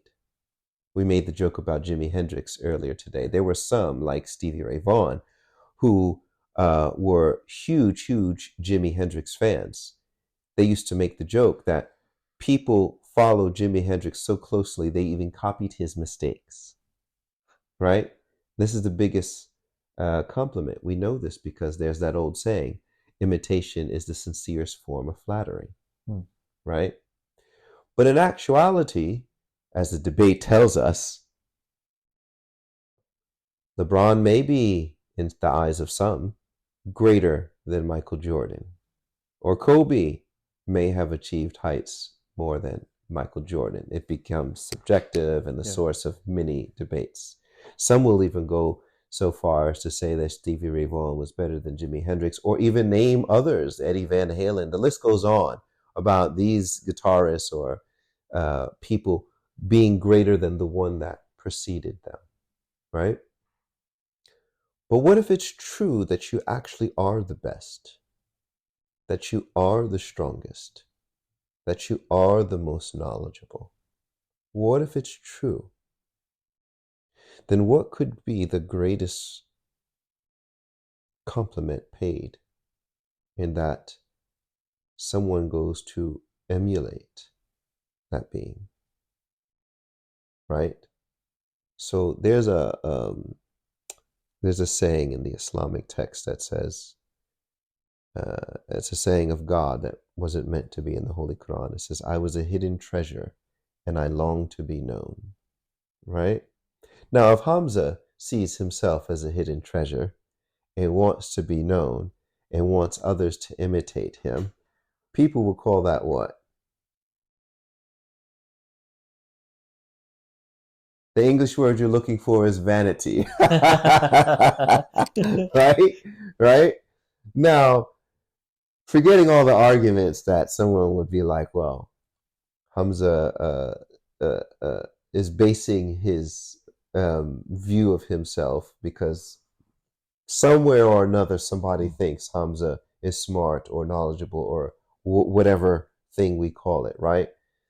But it wouldn't be an objective, categoric view, would it? Yeah. Right? But what if this being actually is, right? Actually is the perfection, because we know all things are on a spectrum. So what if this being is the perfection? What if it never dies? What if it knows and sees all things? What if it is the irresistible, the almighty, the all-knowing, the all-seeing, the all-hearing, the perfection of all of the qualities that we've talked about thus far, right? The most generous, the most noble. Would it not be worthy of emulation? I mean, if we as a human being think that the best people, humans, that the human race has ever offered up have been, take your choice. Each culture will put forward its representatives. It means that we as humans do recognize excellence and celebrate excellence and put it forward for others to emulate, right? Well, what if there were a being that represented the peak achievement that those most excellent individuals were striving to emulate themselves? So let's just call this being X. It's the template, it's the benchmark, right? I think that the best achievement would be for those humans to, each according to their own capacity, achieve excellence by making X the focus of their aspiration. For me, this is the purpose of creation. This is the purpose of people's lives. This is what I base the purpose of my life on. Does that make sense? Yeah. So the thing is, if this were a movie and you gave these creatures volition and you put before them the absolute perfection of all attributes so that each of them strive toward it, to each according to their capacity, right? Then the real nail biter in the movie would be not only who would make that journey, that evolution, right? Because I've been saying that all throughout this talk, who would commence to that journey in that evolution, right? But ultimately, who wouldn't, because they were being given choice, who would pursue their own thing, and even to make the movie more exciting, tried to sabotage some of the others. Oddly enough, that movie is called Life. Because that's exactly what life looks like. You got some people on this world who are on their evolutionary journey for the better, and you have others who aren't, the complacent ones, and then you have others who see themselves as being on a journey, but they're not at all interested in striving for that perfection. They're striving to accumulate things for themselves in what they might see as their own limited time here on this place. There's nothing after this at all anyway. That's not a movie, that's life. We see that every single day. The only question, I think, is there's some dispute about whether or not X exists. And some people opine that there is no X, there is no perfection of anything. It's just you do what you like, you're guided by your own inner sense of what perfection looks like, and to each his own. Yeah. And then, of course, that thinking in and of itself contributes to a lot of what the disorder is today. And then yet others say, well, actually, no, that's not it. It's this thing that causes disorder within the world. It's religion, or people have a long list of things that they think is contributing to disorder. When in actuality, it's humans and the choices they make that are contributing to disorder, each of them chasing their own concept of individuality and their own parameters of what they consider freedom and independence. And a serial killer is longing to be, do his own thing and live free. But his concept of pleasure is very different from the average person's. So everyone has their, not as extreme as a serial killer, but the average everyday person, some people say, I don't need religion, I'm a spiritual person, or some say I'm not a spiritual religious, I just do what I think is right. And so you have 7-8 billion ideas of what people think is right, some more extreme, some in the middle path, and that's the movie we live in called Life. Yeah. Not the one with Eddie Murphy and Martin Lawrence. I'm talking about Yeah. proper Yeah. life. A lot of people talk in these days about spirituality and gaining spirituality or freedom through spirituality and through mindfulness, and they preach the law of attraction and the power of manifestation, visualization, and we heard all of this, and they teach meditation and daily rituals to connect with yourself. Why do you think this whole industry is getting so big right now? I think people are obvious. I think people are obviously feeling a void. There's no doubt about that. I think people do feel a void. I mean, it's only a matter of time in the age that we live in, with all of its like technological advances. A few things are on the rise. Homelessness is on the rise. Mental instability is on the rise. Abandoning families and family members in the name of independence is on the rise. Then international conflicts. Yeah, international conflicts for sure, right? So like there's a sense of this like free for all and otherness, and everyone's an other, right? So like black people are sometimes considered as the others by the whites, and even the whites are considered the others by the blacks, and the Pakistanis are considered the others by the Indians, and vice versa, and the Haitians and the Jamaicans and the Muslims and the Jews and the Christians and the non-Christians, and then the atheists and the religious people. And there's a whole lot of otherness going on when these others are also people. They're human beings, right? Families, mothers, fathers, sisters, sons, daughters, right? So like it feels to me that like people are lonely in a crowd, and it feels like people are quick to dismiss other humans. Like, I don't know if you ever look at the comments section on various posts on Twitter, particularly controversial ones, like what's happening in Israel and Palestine right now.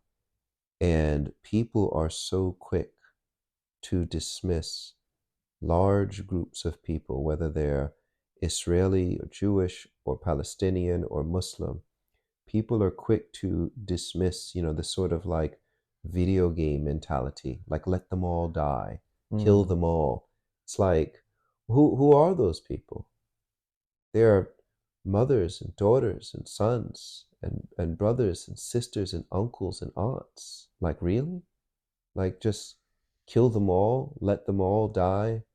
Like, people have this dehumanization attitude that you find commonplace in video games, for example. You just play the game, you just kill everything in sight, and that's that, right? But this is life, and no one has the patience or wherewithal to actually recognize the humanity of the lonely one in the crowd, or the only one in the crowd, not realizing that they themselves are the individual in the crowd.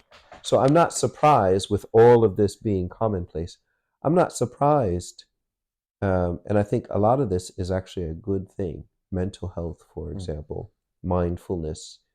But I think that generally speaking, a lot of these different solutions proposed by these different programs are designed to bring people back to the concept of really their own humanity. People should be, and we started this conversation in that same vein about taking the time to really reflect and process the world around you, and yourself and your own thoughts and feelings, and thinking well of others. It's funny how this conversation has now come full circle. And I think that these different programs that try to encourage that can be a good thing. So what do you find looking through those lenses? I see God through these big telescopes. You know, one of the reasons why I started all of this was because, like, I went out one day and I bought this telescope and set it up in my bedroom, opened up the balcony doors, and I remember hearing on the BBC that Jupiter was out, right? And I remember being as a kid that, you know, they used to say you could see planets, but they look like stars. So anyway, I pointed the telescope at one of the brighter stars, and it was Jupiter. You could see the great red spot. It was very small, but you could see it. I was amazed, right? And I pointed it at the star next to it, or what appeared to be a star, and it was Saturn. You could see the rings and everything. I was blown away. Anyway, right then and there, I had this feeling, this feeling of awe, that, like, how insignificant you are, right? Like, you're looking up at a night sky, and people take this for granted. They look up at the night sky, they see the stars, and they just move on with their lives, right?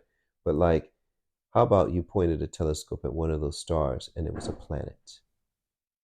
And according to studies today, 80%, 8 out of 10 stars have their own solar systems, right?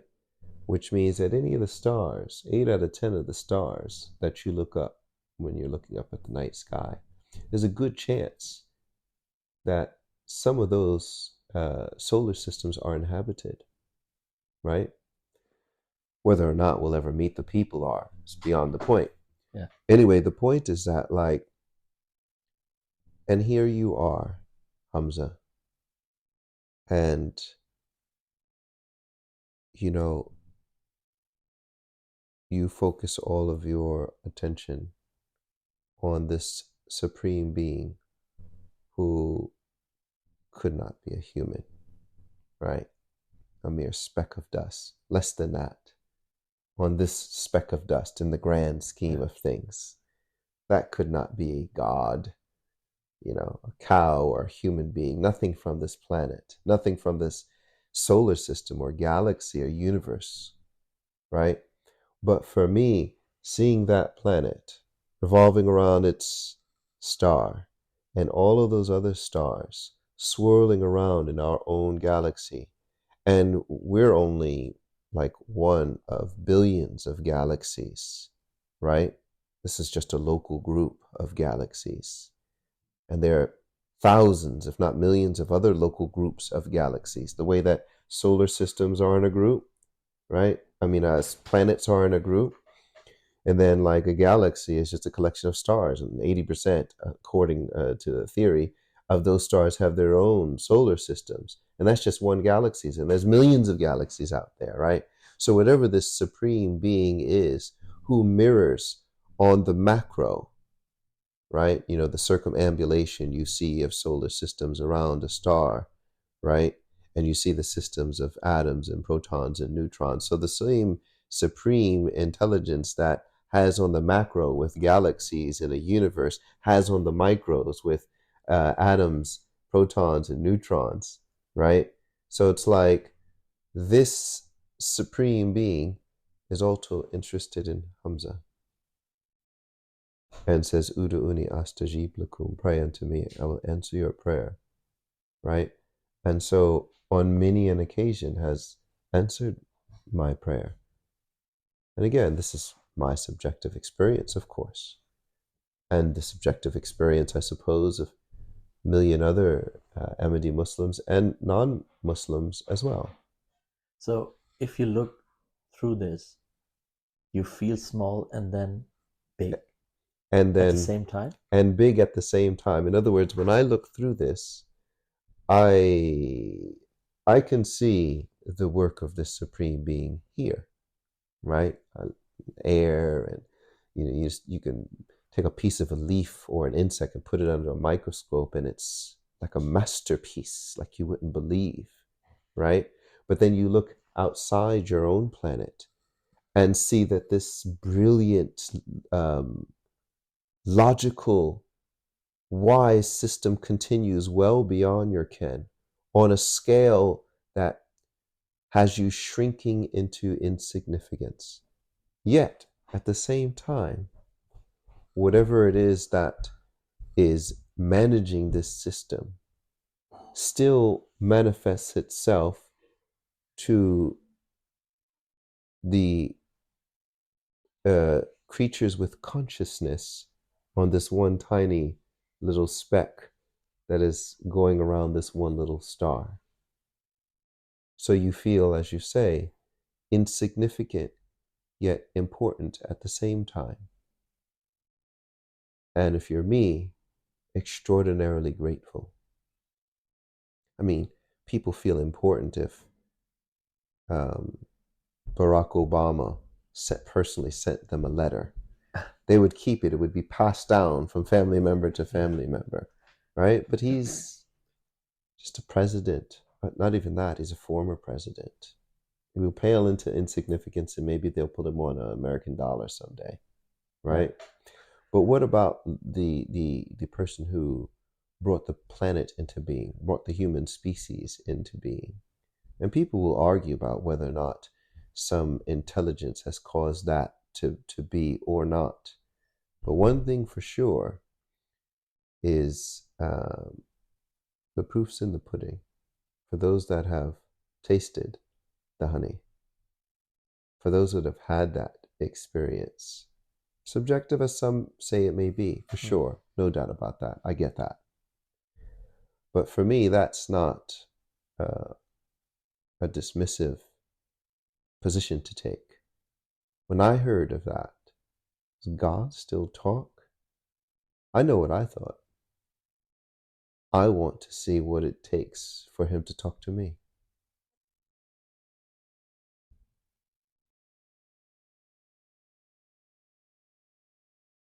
Thus was the beginning of my evolution.